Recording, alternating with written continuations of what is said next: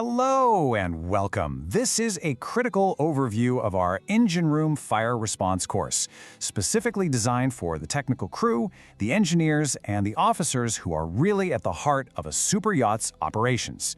Together, we're going to explore what it takes to master one of the most high-stakes environments you can find in the entire maritime world. So here's what we're going to cover. We'll kick things off by looking at the unique risks you face in a superyacht's engine room. Then we'll shift to what I think is the most important part, prevention. After that, I'll walk you through the course content, show you how we use realistic scenarios for training, and we'll wrap up by talking about building a real, lasting culture of safety on board. All right, let's dive right in and set the scene. The engine room. It's the powerhouse of the vessel, no doubt about it. But it's also an incredibly high-stakes environment. And on a superyacht, that's truer than anywhere else. You know, this right here is a universal truth in our industry. It doesn't matter what kind of ship you're on, but for superyachts, that danger gets amplified by a very specific set of challenges. And that's exactly what this course is built to tackle head-on. Now, think about this for a second. These factors all pile on top of each other.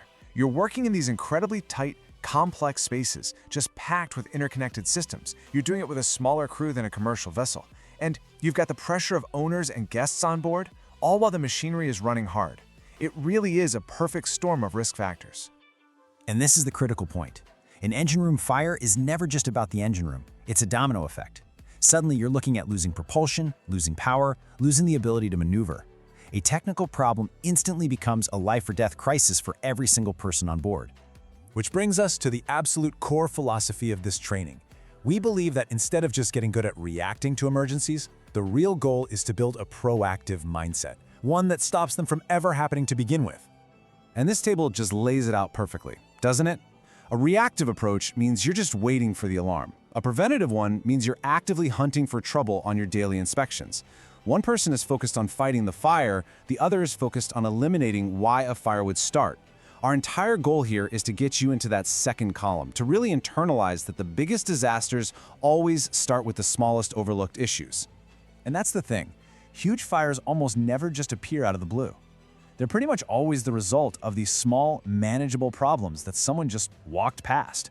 A tiny oil leak hitting a hot surface, some old frayed insulation, a loose electrical connection. But you know what the most dangerous cause is? A culture of "we've always done it this way," and getting a little too comfortable. So when it comes right down to it, it's all built on these fundamentals. A clean, dry, and leak-free engine room, that's your #1 defense. And this isn't just about good housekeeping, it's about discipline. It's about a professional commitment that you prove with every single inspection, every day. So how do we actually help you build this kind of mindset? Well, let's take a look at the course itself. We've laid it all out as a clear, structured path to get you from foundational knowledge to real, practical mastery. Your journey through the course is broken into 9 modules, grouped into 4 key stages. First, we build the foundation, making sure you understand exactly why and how these fires start.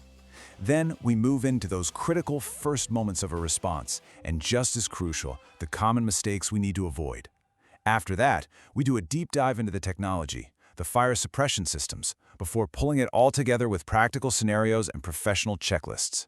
And when we say deep dive, we mean it. We make sure you're fully competent with all the systems you're likely to see out there. We're talking fixed CO2, water mist, gaseous agents like FM200, the whole shebang.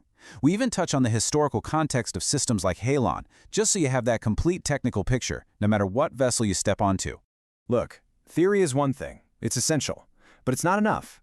That's why a huge piece of this course is dedicated to realistic scenario training. It's all about closing that gap between knowing what to do in a classroom and actually doing it when the pressure is on. And to make that training stick, we pose questions just like this one. We don't just talk about fires in the abstract. We break down, second by second, exactly how a tiny, seemingly harmless issue can spiral into a total catastrophe. This timeline really shows you our approach. We walk you through how it unfolds. Notice how it all starts with one ignored leak, but then look how fast it escalates. In just a couple of minutes, you've gone from light smoke to a detector alarm, then visible flames, and by the 5-minute mark, you're having to activate the fix system. Those first 5 minutes are absolutely everything. You see, training this way builds a kind of professional muscle memory. It helps you burn that sequence into your brain. detection, decision, response, and damage control. It's all about sharpening your judgment so that when it really counts, you can act decisively. And that brings us to our final and honestly our most important point. This course is about so much more than just procedures and equipment. It's about building a culture of safety that becomes a core part of who you are as a professional. This quote just says it all, doesn't it? True safety isn't something you turn on when an alarm goes off. It's a constant. It's built in the small moments, in the discipline you bring to every single task, every single day. If you take one thing away from this overview, let it be this. We aren't just trying to train you to be a good firefighter. We are training you to be a risk manager, to give you the insight and the professional mindset to stop that fire from ever having a chance to start. And that's really what this program is all about. It's an investment in your own professional excellence. It's a commitment to the discipline that keeps a vessel safe, and ultimately, it's a statement about leadership. Because on a superyacht, the safety of everyone on board truly starts with you. Learn more about engine room fire safety, www.superyachtengineers.com.